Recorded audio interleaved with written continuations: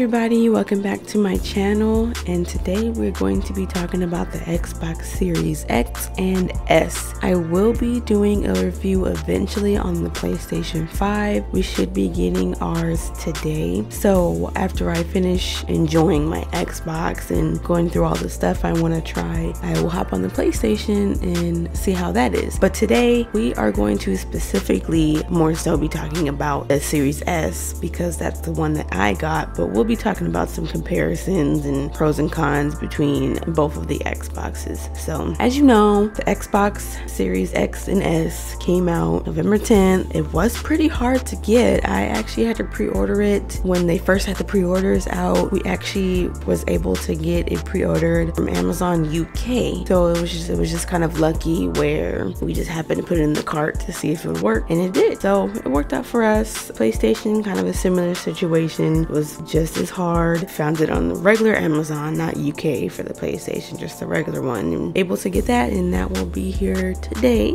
I believe. So let's get to talking about the pros and cons of the Xbox. Now, as I mentioned earlier, I got the Series S. I personally didn't know at first which one I wanted to get. I more so looked at size wise. I did look up the specs and see if, you know, the stuff that it had on there was okay for me. I'm not like a huge fan of needing to have the absolute best quality and all that good stuff. It's just not something that I absolutely need, you know? So I went ahead and went with the Series S because of the size. When I first took it out of the box, I was shocked. I did not know it was gonna be that small. I think it is like 4 pounds in weight, 4 or 6. So we're gonna go over the list I have here in a little bit, but it's definitely weight difference. I compared it to my Xbox One S, and it's literally like half the size of it. It looks like a cable box, like people said. So, and the controller on it is pretty basic as far as changes. The controller has the share button in the middle of it, which I have to say is way easier to record clip and get a screenshot instead of having to press the Xbox button and trying to make sure you're pressing the right buttons. You know, it was just a small hassle. Nothing that we really looked at, but it was just a tiny little hassle. Having that share button on the controller really does help a lot, and also the D-pad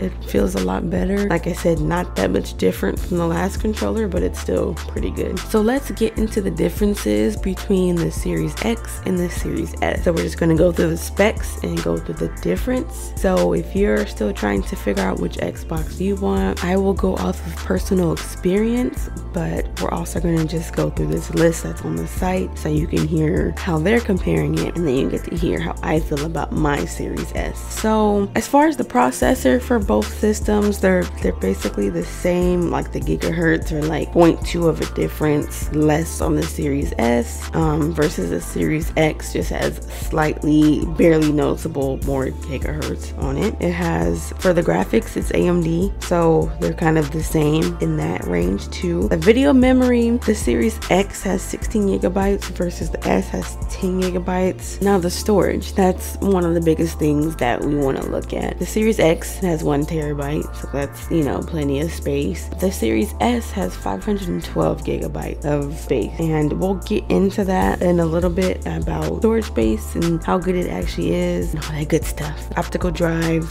it has 4K Blu-ray. The Series S doesn't, because it doesn't have a disc tray, so that's why. The resolution for the Series X is 8K 60 FPS or 4K 120 FPS. For the Series S, we have 1440p and 120 FPS. Both controllers on both systems are the same with the share button and the D-pad and everything else. We don't know if we're gonna have VR support yet. I'm pretty sure they're going to. I don't see why they wouldn't. I just don't think it's a thing yet. Backwards compatibility we do have for both systems, and both the release date was the same day, and then the price difference, the Xbox Series S being $300 and the Series X being $500. So now that we went through that little list, let's talk about personal experience. I have the Series S, and at first I was a little skeptical. More so resolution and storage wise was the two biggest things. As far as storage goes, right now I have 10 games downloaded, I believe.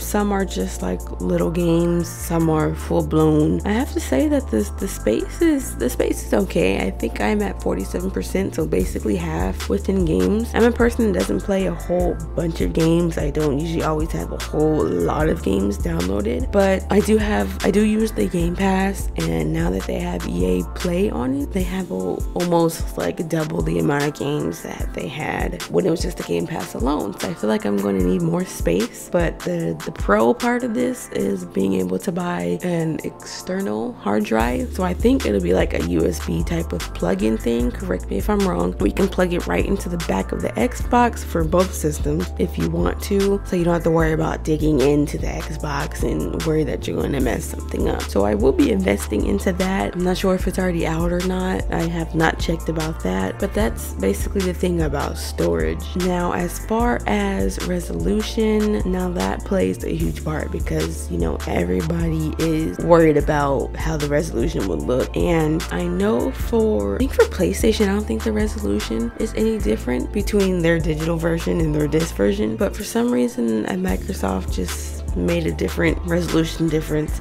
for the S versus the X. Now, the resolution, at least for me, I have a 4K TV in the room that I use the Xbox on, and I'm comparing from what I remember the games I played on my One S. When I played certain games, how the resolution looked, how the FPS looked versus playing the games now. I can tell a difference, I really can. For example, Forza 4, last time I played it on the One S, the resolution has always been good on there. It was just kind of, for me at least, it was a little choppy in turns. The way on the game the camera turns on there, it made the FPS just go down a little bit as you did certain turns with the camera, and even just views of the game altogether. So, but as far as resolution, you know, the One S goes up to 1220p and 120 FPS. I personally think that's good for the price of the Xbox and what you're getting. I am not a huge fan of needing the very topmost quality that you can get. I just never been that type. If I can have it, sure, but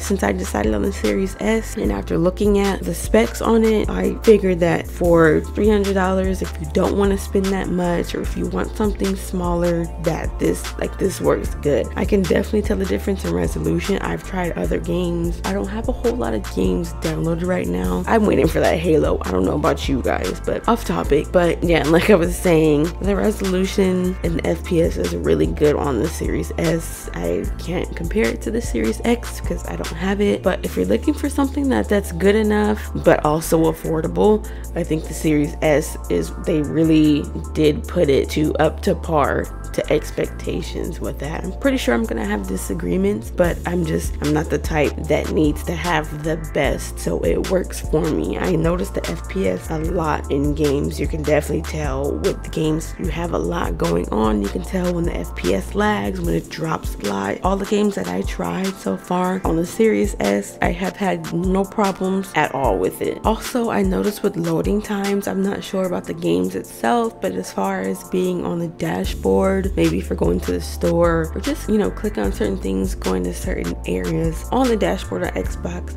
I feel like it's faster. I can tell that it's responding better to the buttons, I guess. I feel a difference with that too. Space wise, with like this, how many gigs a game is, I think it's a little different than the past Xbox.